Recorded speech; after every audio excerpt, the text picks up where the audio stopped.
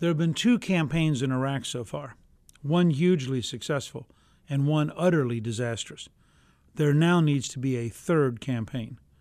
I'm Newt Gingrich. More in a moment. In the Alcoholics Anonymous 12-step program, the first step is you have to admit you have a problem.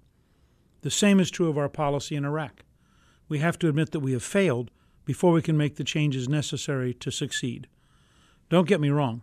Our first campaign in Iraq to oust Saddam Hussein was a huge victory. It used all of America's strengths, and it worked. But our second campaign to help Iraq become a stable democracy has been an abject failure. We and our Iraqi allies do not have control of Iraq. We cannot guarantee security, and there is not enough economic activity to keep young Iraqi males employed.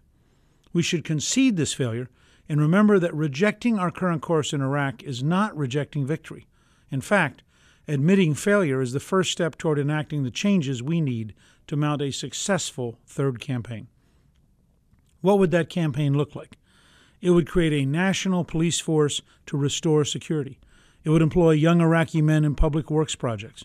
It would be an integrated approach of our military, our intelligence, and our civilian capabilities, all brought together to achieve victory.